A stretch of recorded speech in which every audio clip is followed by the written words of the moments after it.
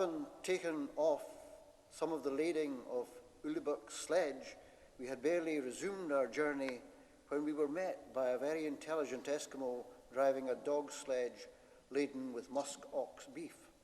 This man at once consented to accompany us 2 days' journey, and in a few minutes had deposited his load on the snow and was ready to join us. Having explained my object to him, he said that the road by which he had come was the best for us, and having lightened the men's sledges, we travelled with more facility. We were now joined by another of the natives who had been absent seal hunting yesterday, but being anxious to see us, had visited our snow house early this morning and then followed our track.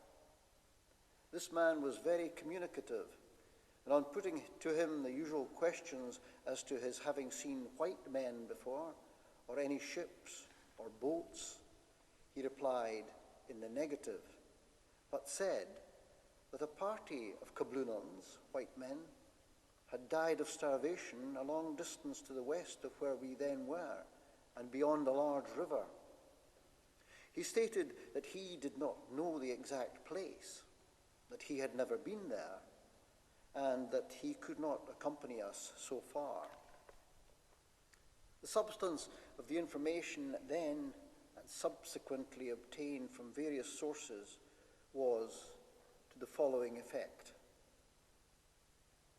In the spring, 4 winters past, 1850, while some Eskimo families were killing seals near the northern shore of a large island named in Arrowsmith's charts King William Land, about 40 white men were seen travelling in company southward over the ice and dragging a boat and sledges with them.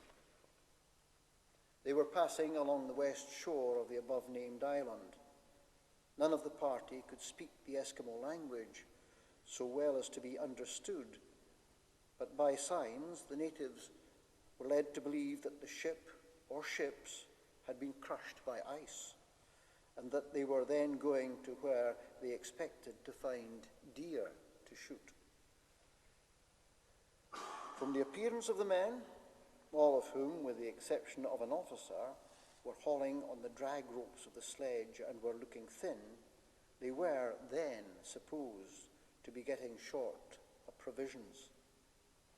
And they purchased a small seal, or piece of seal, from the natives. The officer was described as being tall, stout, middle-aged man.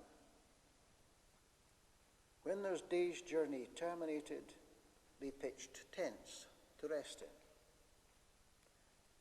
At a later date the same season, but previous to the disruption of the ice, the corpses of some 30 persons and some graves were discovered on the continent, and 5 dead bodies on an island near it, about a long day's journey to the northwest of the mouth of a large stream, which can be no other than Back's Great Fish River, named by the Eskimo Utkuhikalik, as its description and that of the low shore in the neighbourhood of Point Ogle and Montreal Island agree exactly with that of Sir George Black.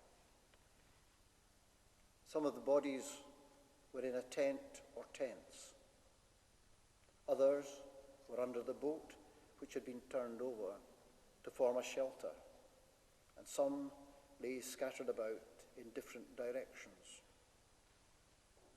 Of those seen on the island, it was supposed that one of them was an officer or chief, as he had a telescope strapped over his shoulders, and his double-barreled gun lay underneath him.